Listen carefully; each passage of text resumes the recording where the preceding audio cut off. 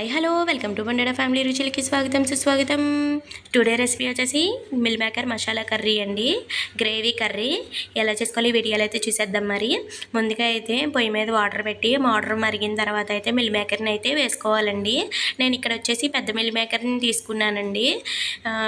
తర్వాత వాట్ చేసుకున్న తర్వాత ఇందులోని నీరు అనేది పిండేసుకోవాలండి. మిల్ మేకర్లో నీరు అనేది బాగా గట్టిగా పిండేసుకుని పక్కన పెట్టేసుకోవాలి. ఇప్పుడైతే మసాలా ఐటమ్స్ చూద్దాము. ముందుగా అయితే గసగసాలండి,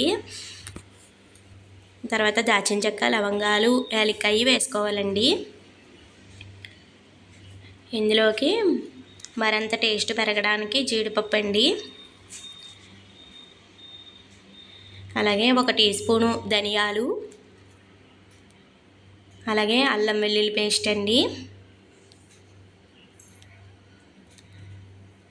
అలాగే ఇందులోకి తగినంత పచ్చిమిర్చి, అలాగే జీలకర్ర, అలాగే తగినంత ఉప్పునైతే యాడ్ చేసుకోవాలి. ఇందులోకి మీడియం సైజు టమాటా ముక్కలను అనేది ఇలా కోసుకొని ఇందులోకి వేసేసుకోవాలి. ఇదంతా కూడా మనం మెత్తగా ఆడేసుకోవాలి. ఇప్పుడైతే స్టవ్ మీద అయితే ఒక గిన్నె తీసుకొని అందులోకి అయితే ఆయిల్ వేసుకోవాలండి. ఆయిల్ వేడెక్కిన తర్వాత మనమైతే అందులోకి ఆవాలను అయితే యాడ్ చేసుకుందాము. అందులోకి కొద్దిగా జీలకర్రని కూడా యాడ్ చేసుకుందాము. ఇందులోకి ముందుగా తరిగిన ఒక మీడియం సైజు 2 ఆనియన్స్ 3 ఆనియన్స్ తీసుకొని సన్న ముక్కలుగా కోసుకొని మనం నూనెలో వేసేసుకుందాము. నూనెలో వేసిన తర్వాత ఆనియన్స్ మగ్గాలండి. చూసారా, మనకి బాగా మగ్గాయి. ఇలా మగ్గిన తర్వాత మనం ముందుగా ఆడుకున్న పేస్ట్ ఉన్నది కదా, ఆ పేస్ట్ని అయితే వేసేసుకోవాలి.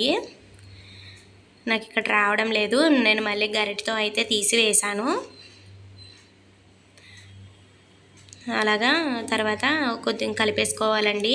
ఆ నూనెలో బాగా పచ్చివాసన పోయేదాకా కూడా ఈ పేస్ట్ని అనేది బాగా నూనెలో అనేది వేగించాలి. అప్పుడే మనకి కూర చాలా బాగుంటుందండి. ఇప్పుడు మిక్సీలోకి కొద్దిగా వాటర్ పోసుకొని ఇలా ఒకసారి తిప్పేసుకుని ఇందులోకి పోసేసుకోవడమేనండి. ఇందులోకి పోసేసి ఒకసారి కలుపుకుందాము. చూసారా, ఇలా ఒక్కసారి ట్రై చేయండి, మీకు ఎలా వచ్చిందో కామెంట్ చేయండి. అలాగే చూసారా, ఇప్పుడు ఇందులోకి ఇందాడ మనం పిండి పెట్టుకున్న మిల్ మేకర్ ఉంది కదా, అవి అయితే వేసేసుకోవాలి. చూసారా, వేసేసుకున్నాము. ఇది కూడా ఒకసారి బాగా కలిపేద్దాము. చాలా బాగుందండి టేస్ట్ అయితే కూడా. ఇది మనకి చపాతీస్లోకి, రోటీస్లోకి అన్నిటిలోకి కాంబినేషన్ కూడా చాలా బాగుంటుంది. పలావులోకి కూడా బాగుంటుందండి కాంబినేషను, చాలా బాగుంటుంది. ఒకసారి ట్రై చేయండి మీరు కూడా. అలాగా మూత పెట్టేసుకొని ఒక మధ్యన ఒక్కొక్కసారి కలుపుకుంటూ ఉండాలండి. చూసారా, మనకి కూర అనేది మనకి బాగా దగ్గర పడిపోయింది. ఇలా సరిపోతుందండి. ఇదిగోండి, మనకి ఈ విధంగా అయితే ఉంటుందండి కూర. చాలా బాగున్నది కూర. నేను ఇక్కడ పెద్ద మిల్ మేకర్లు తీసుకున్నాను, టేస్ట్ కూడా చాలా బాగా వచ్చింది. కావాలంటే మీరు చిన్న మిల్ మేకర్ అయినా తీసుకోవచ్చండి. అంతేనండి, ఇలా సర్వ్ చేసేసుకోవడమేనండి. ఈ రెసిపీ మీకు నచ్చినట్లయితే ఒక లైక్ చేసి షేర్ చేసి నా ఛానల్ అయితే సబ్స్క్రైబ్ చేయండి ఫ్రెండ్స్.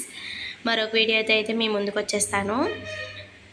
ప్లీజ్ అందరూ చూస్తున్నారు కానీ లైక్ చేయట్లేదు. మంచి వీడియోస్ కోసం నా ఛానల్ అయితే సబ్స్క్రైబ్ చేయండి ఫ్రెండ్స్. Bye friends.